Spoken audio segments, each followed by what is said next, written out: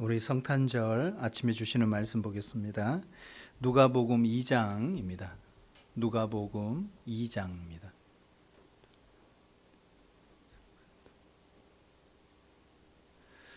누가복음 2장 1절부터 우리 교독으로 나누어서 읽겠습니다. 그리고 7절 같이 합독하도록 하겠습니다. 누가복음 2장 1절로 7절입니다. 그때에 가이사 아구스도가 영을 내려 천하로 다 호적하라 하였으니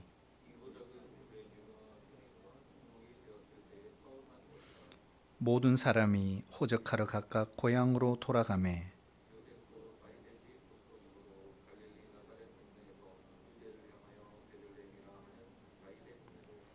그 약혼한 마리아와 함께 호적하러 올라가니 마리아가 이미 잉태하였더라.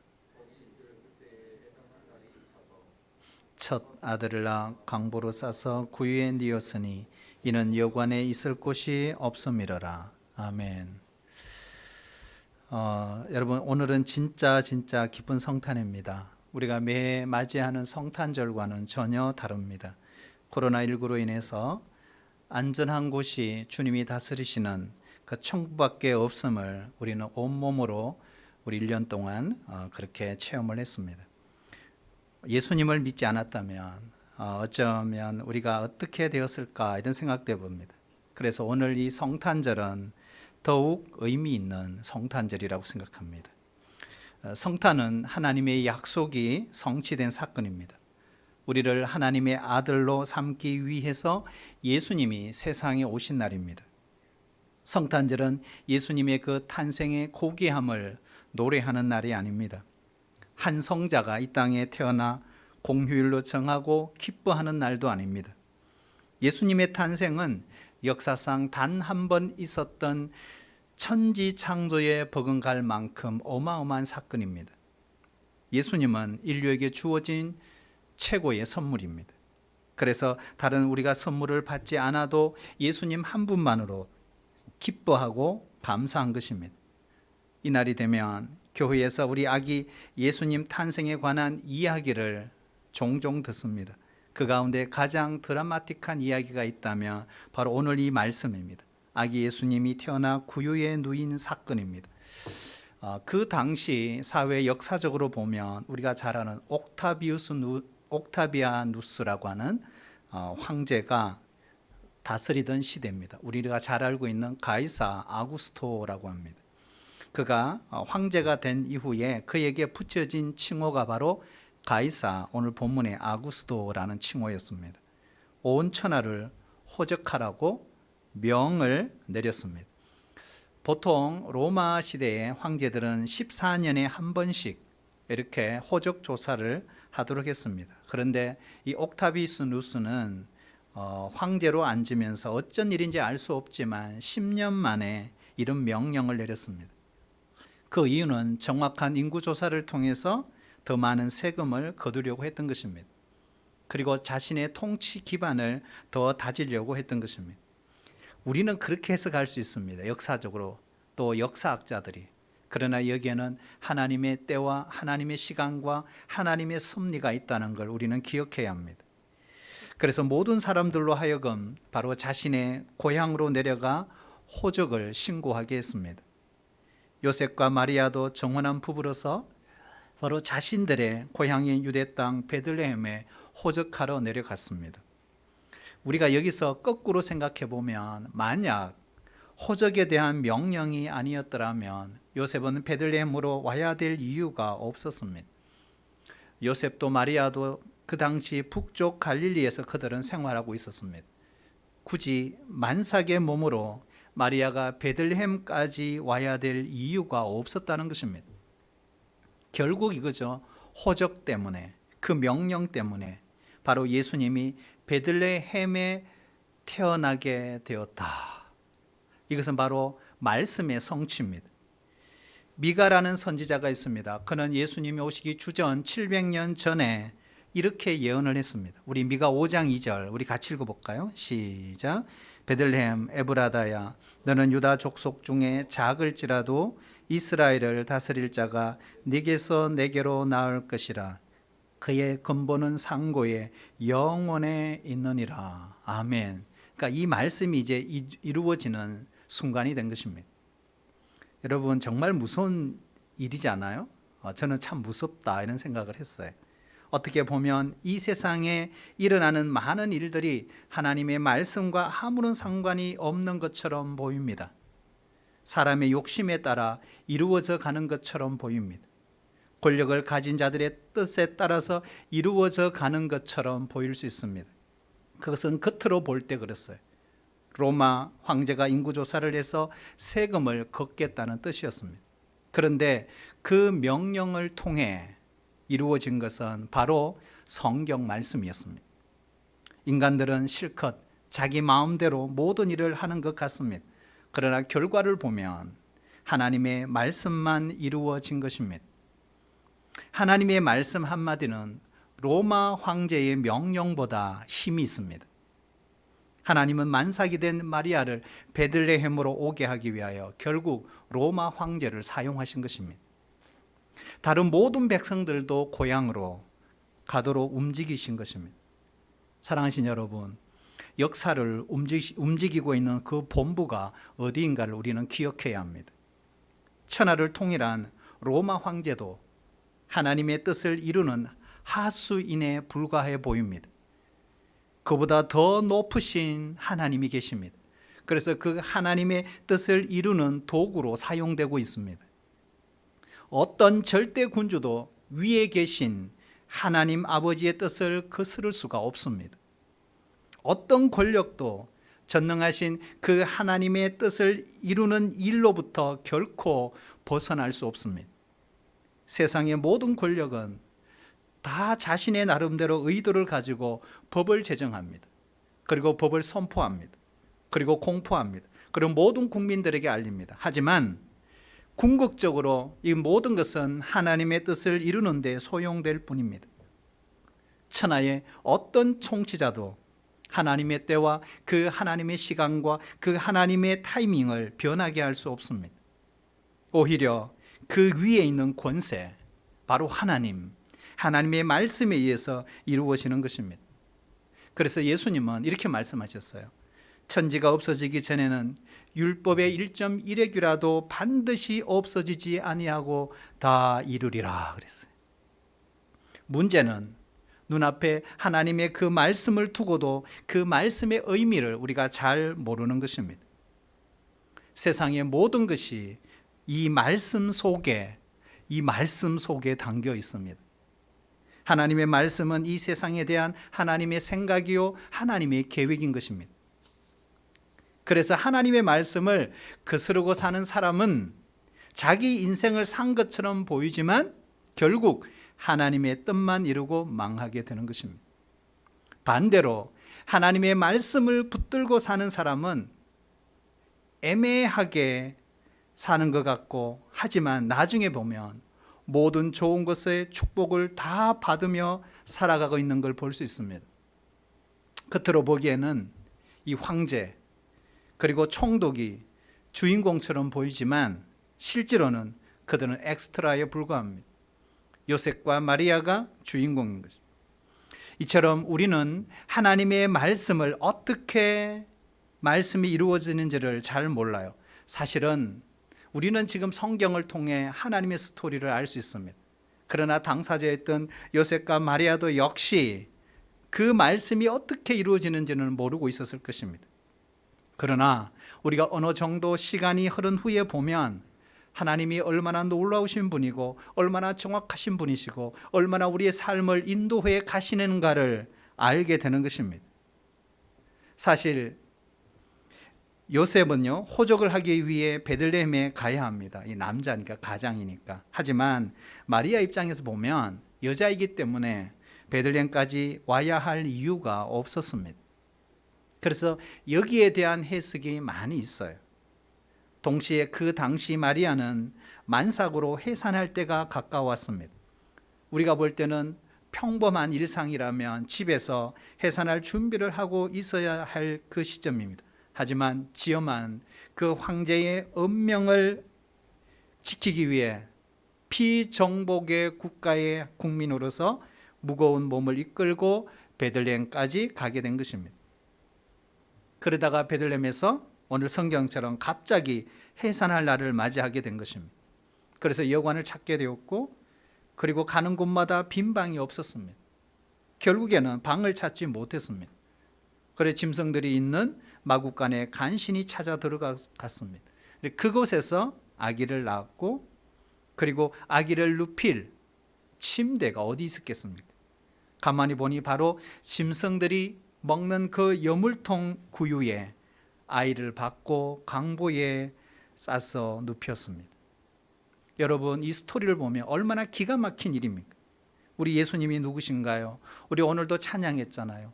그분은 하나님의 아들이시며 만왕의 왕이십니다. 그리고 우리를 구원하시기 위해 영광 보좌를 다 버리시고 인간의 몸을 입고 그분이 이 땅에 오셨을 때 인간이 그분께 드린 최고의 작품, 고작 드린 것은 구유밖에 없었습니다. 그래서 어떤 신학자는 이렇게 말했어요. 우리 인류를 구원하러 오신 하나님의 아들에게 우리 인류가 최초로 준 선물은 구유였다. 마지막으로 준 선물은 십자가였다. 이렇게 말합니다. 이렇게 2000년 전 이 땅에 오신 우리 예수님은 있을 곳이 없어서 구유에 나셨다. 여러분, 그때만 그럴까요? 오늘날에도 예수님은 육신으로는 하나님 나라에 계시지만 영으로는 우리들 마음에 들어오시기를 원하십니다. 그래서 요한계시록 3장 20절에 보면 볼지어다 내가 문 밖에 서서 두드리노니 누구든지 내 음성을 듣고 문을 열면 내가 그에게로 들어가 그와 더불어 먹고 그는 나와 더불어 먹으리라 그랬습니다. 주님은 지금도 성령으로 우리의 마음을 두드리십니다. 우리가 마음의 문을 열면 우리 마음에 들어오셔서 우리와 함께 영적 교제를 나누시기를 원하십니다. 그런데 아직도 많은 사람들이 예수님께 이 마음의 문을 열지 않습니다. 방이 없다고 거절합니다. 그래서 예수님을 우리 마음 밖에 세워두고 있는 사람들이 얼마나 많은지 모릅니다. 그러면 당시에 예수님에게 있어 왜 예수님께서는 바깥에 있을 수밖에 없었을까? 오늘날 왜 이 수많은 사람들이 왜 예수님이 우리 마음에 안 계실까? 그 당시 예수님을 묵을 방이 없었던 이유는 간단합니다. 바로 모든 방들이 오늘 성경 말씀처럼 다른 사람들로 꽉 차 있었기 때문에 그렇습니다. 황제의 영을 받아 모든 사람들이 고향으로 내려가는 그때였습니다. 그러니 방이 없는 것은 어쩌면 당연했습니다. 먼저 온 사람들이 방을 잡았겠죠. 그리고 마리아와 요셉에까지는 그들에게 오지 않았던 것입니다. 지금도 예수님은 우리의 마음에 들어오셔서 우리와 더불어 먹고 마시기를 원하십니다. 영적으로 교제하고 우리 가운데 거하시고 우리에게 영생과 구원을 주시기를 원하십니다. 하지만 세상의 것들이 이미 우리 마음의 방을 다 차지해 버렸습니다. 그래서 마음이 없는 것이 아니라 우리의 마음 속에 세상의 것이 너무 많이 자리 잡고 있다는 것입니다.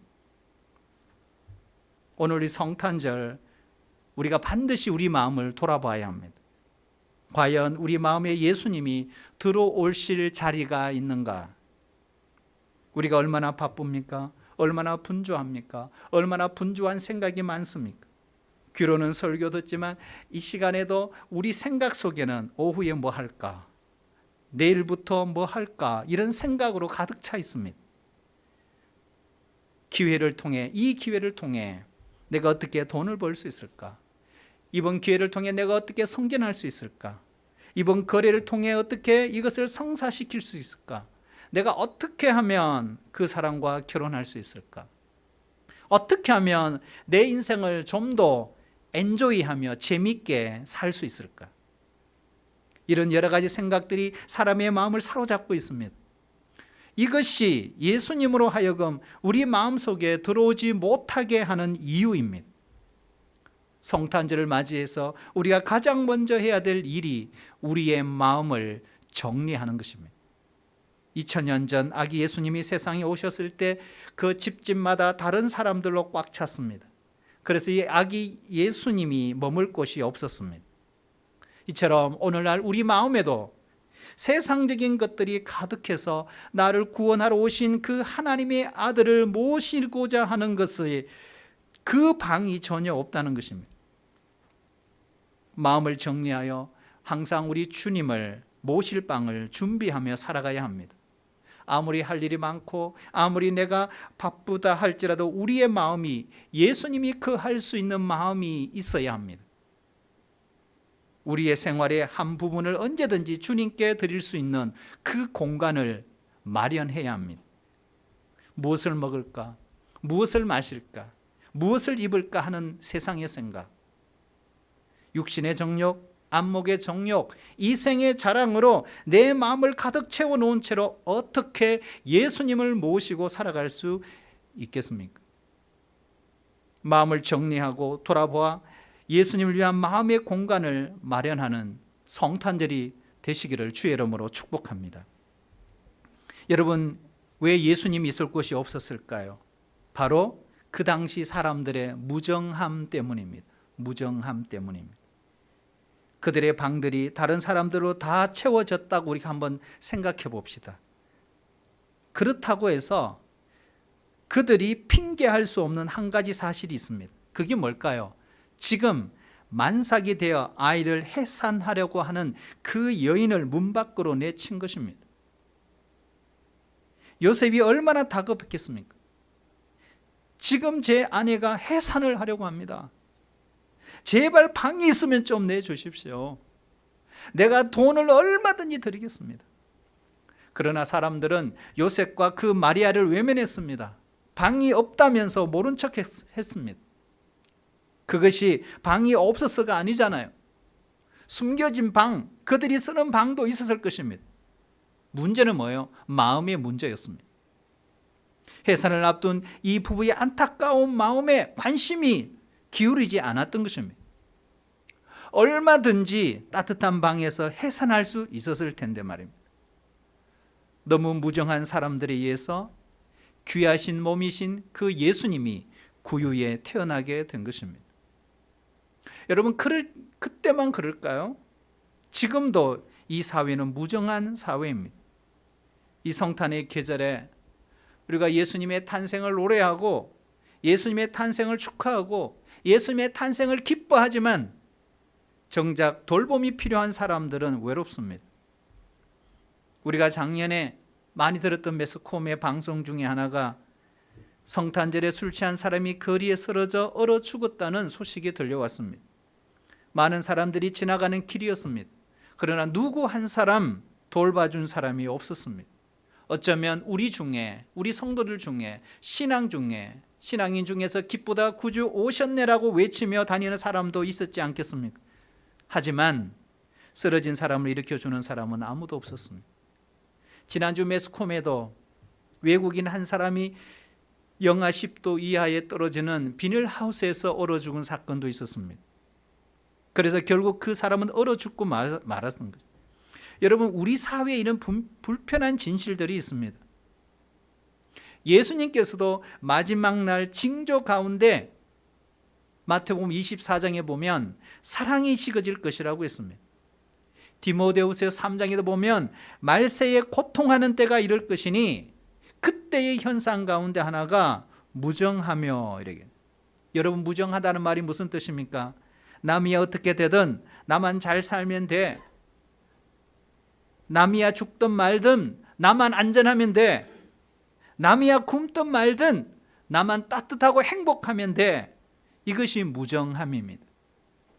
다른 사람들에 대해서는 전혀 감각이 없습니다. 나만을 위해 사는데 어떻게 예수님을 우리 마음에 모실 수가 있겠습니까? 사랑하신 여러분, 이번 성탄절은 다른 사람들을 돌아보는 그런 계절이 되시기를 축복합니다. 우리는 인간이기 때문에 분명한 것은 나만 생각하고 내 일에만 몰두할 수밖에 없는 연약한 존재인 것은 분명합니다.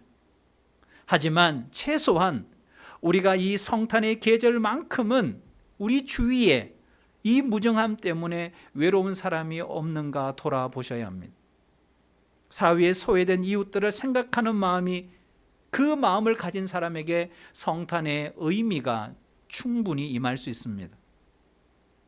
몇 년 전에 구제헌금으로 노숙자들에게 사랑의 침낭 나누기 행사에 동참한 적이 있습니다. 그런데 그 목사님이 하시는 말씀이 왜 침낭 나누기를 시작했는가 계기가 있었습니다. 바로 40대 노숙자 여성이 얼어 죽었던 일이 계기가 되었다고 합니다. 그래서 그 목사님은 이렇게까지 인생의 마지막을 고하게 해서는 안 되겠다고 싶어 시작한 겁니다. 올해도 이 일을 시작했다고 합니다. 그동안 우리가 무심했던 사람들을 생각하고 돌봐야 하는 것입니다. 여러분, 우리 주위에 우리의 사랑이 필요한 사람들, 우리를 이웃을 향해서 우리의 마음을 줄 수 있는 그 사람이 바로 아기 예수님을 영접한 사람들입니다.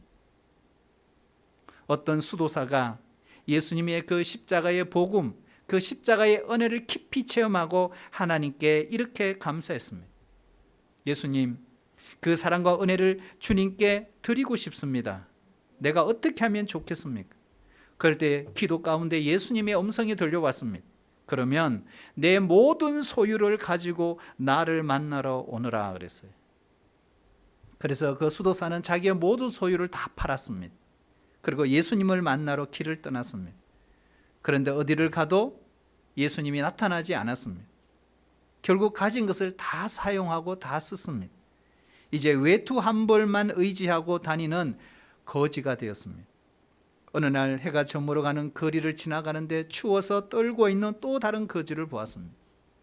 그래서 자기가 입고 있는 이 마지막 외투를 벗어서 그에게 덮어주면서 꼭 안아주었다고 합니다.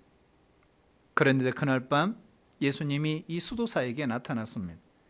어젯밤 나에게 옷을 입혀주어 내 덕분에 따뜻하게 잘 지냈다. 알고 보니 바로 그 거지가 바로 예수님이셨습니다. 오늘날 예수님께서도 우리를 만나시기 위하여 지극히 작은 자의 모습으로 다가오신다는 것입니다. 이 성탄절날 우리 예배만 아니라 오늘 집으로 돌아가시면 우리의 가족 가운데, 그리고 우리의 이웃 가운데, 우리의 교우들 가운데 예수님을 만난 것처럼 그들을 대하신다면 그것이 바로 예수님께 하는 행위가 될 것입니다. 지극히 작은 자 하나에게 한 것이 곧 나에게 한 것이라. 그 당시 예수님에게는 왜 있을 것이 없었을까요? 많은 사람들이 예수님께 대한 영적 무지 때문에 그래요. 영적인 무지 때문에. 비록 방이 다 차 있었다는 상황을 우리가 가정해 봐도 만약에 이런 생각을 해볼 수 있어요. 지금 잉태된 이 아기가 누구인지를 바로 알기만 했다면, 그렇잖아요. 결코 그런 일은 일어나지 않았을 것입니다.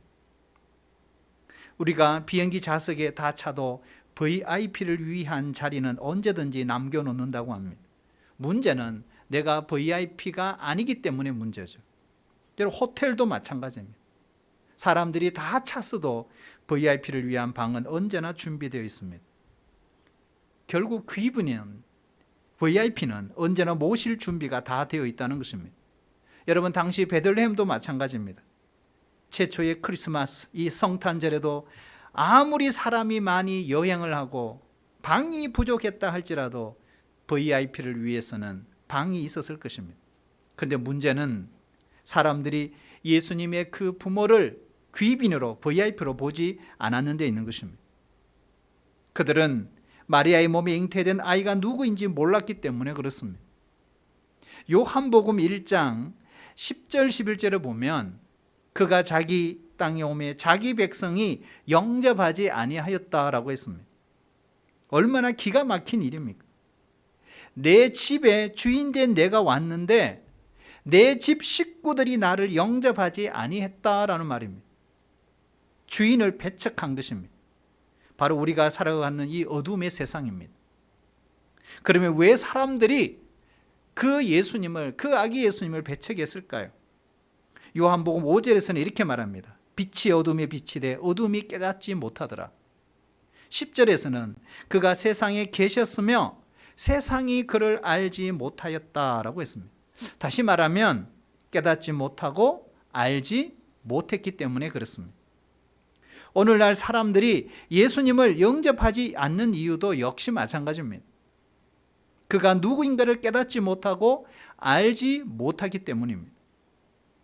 예수님이 오신 이후에도 우리 복음서를 읽어보면 예수님이 어디를 가시든지 귀빈 대접을 받지를 못했습니다. 결국 사람들은 예수님을 알아보지 못했고 십자가에 달아 죽게 했습니다. 그가 창조자이시고 그가 구세주이시고 그가 하나님의 아들이시고 그가 만왕의 왕이심을 알았다면 그렇게 거절할 수 있었겠습니까? 그래서 성경은 따라해볼까요? 무지는 죄악입니다. 예수님을 알지 못하는 것은 죄악입니다. 존 번연의 철로 역정을 보시면 처음부터 마지막까지 등장하는 비극의 주인공 한 사람이 나옵니다. 그 사람이 바로 무지라는 사람입니다. 자신의 자신의 생각으로 의롭다함을 얻고자 했던 비극의 인물. 그는 진정한 의미에서 구세주 예수님을 모르고 있었던 것입니다. 여러분, 올 한 해를 한번 돌아보세요. 진짜입니다. 올 한 해를 한번 돌아보세요. 오늘 우리 성탄절을 맞이하면서 예수님이 누구신가를 우리가 분명히 아는 계절이 되어야 합니다. 우리는 1년 동안 나름대로 성경 공부를 했습니다. 묵상도 했습니다. 날샘도 했습니다. 말씀을 들으면서 예수님에 대해서 공부를 했습니다. 그래도 아직 예수님에 대해서 우리는 모르는 것이 너무 많아요. 어쩌면 평생 예수님에 대해서 배운다고 해도 지극히 적은 부분만을 아는 것에 불과할 뿐인 것입니다. 이 성탄절에 우리 예수님을 좀 더 깊이 만나야 합니다. 예수님을 더 알기 원하는 마음으로 이제는 말씀을 읽어야 합니다. 책을 읽으면서도 영적인 지식을 가져야 합니다. 그래야만이 우리 예수님을 우리 마음에 모셔드릴 수 있습니다. 이제까지 우리가 알고 있던 그 정도가 아닌 한 단계 더 업그레이드되는 수준이 우리에게 필요한 것입니다. 예수님이 베들레헴에 오셨을 때 예수님을 가장 가까이에서 접했던, 그를 영접하지 못했던 비극 캐릭터가 누구냐? 바로 여관집 주인입니다. 이 여관집 주인이 방금 구유에 태어난 아기가 이 세상을 지으신 창조주요 구세주요 하나님의 아들이라는 걸 알았더라면 어떻게 했어야 마땅할까요? 그러나 이 사건을 2000년 전의 비극으로만 생각해서는 안 됩니다. 오늘 우리의 마음을 두드리시는 그 예수님, 그 음성을 들어야 합니다. 그리고 그 예수님을 우리는 영접했느냐 하는 것입니다. 혹시 우리 성도들 가운데 아직 우리 마음의 중심이 아닌 내 생각의 외진 구유에다가 예수님을 방치하고 있지는 않습니까? 1세기 처음 예수님이 베들레헴에 오셨을 때 대부분의 사람들은 그에 대해서 무지했습니다. 이 여관집 주인뿐만 아닙니다. 그래서 몰랐으니 그를 영접하지 못한 것입니다. 로마의 황제도 헤롯 대왕도 심지어 성경의 박사라고 말하는 대제사장 서기관들조차 그를 몰랐고 그를 영접하지 않았습니다. 무지 때문에, 자존심 때문에, 편견 때문에 그를 받아들이지 못했습니다. 그런데 놀라운 사실은 그 예수님을 영접한 사람들이 있습니다. 개인적인 결단으로 그렇게 영접한 소수의 사람들이 성경에 기록되고 있습니다. 놀랍게도 그 사람들은 사회의 소외 계층들이었습니다. 그들은 마음이 가난했습니다. 그들은 겸손한 사람들이었습니다. 그리고 마음문을 열었습니다. 그리고 아기 예수님께 달려가 경배했습니다. 베들레헴 지경 바깥의 들에서 양떼를 지키던 목자들이 그랬습니다. 동방에서 별을 연구하던 박사들이 그랬습니다. 성전에서 기도하던 구세주 메시아의 오심을 기다리던 과부 안나 할머니가 그랬습니다. 성탄절 공연 중에 가장 감동적인 한 장면, 우리가 몇 주 전에 저도 한번 예화를 드렸습니다. 다시 한번 드리고 싶습니다. 캐나다의 한 교회에서 시작된 정신지체아 랄프의 이야기입니다. 하도 연극을 하고 싶어 했어요. 그래서 연극팀에서 가장 역할이 작은 여관집 주인 역을 맡게 했습니다. 그는 요셉과 마리아가 여관 문을 두드릴 때 딱 한마디만 하면 됐습니다. 방 없어요 하면 됐습니다. 처음에는 역할을 잘 소화했습니다. 그리고 침착하게 요셉과 마리아에게 방 없어요 라고 말했습니다. 그런데 두 번째 노크가 계속되면서 랄프는 눈물을 글썽이기 시작했습니다. 그러면서 이렇게 말했어요. 방이 있어요. 내 방으로 오세요. 이렇게 말했습니다. 그는 그 연극에 위대한 사고를 쳤습니다. 그런데 이것이 바로 복음입니다. 우리를 향하신 굿뉴스입니다. 오늘 우리 성도들의 마음에 예수님을 거절하시겠습니까? 그분을 영접하시겠습니까?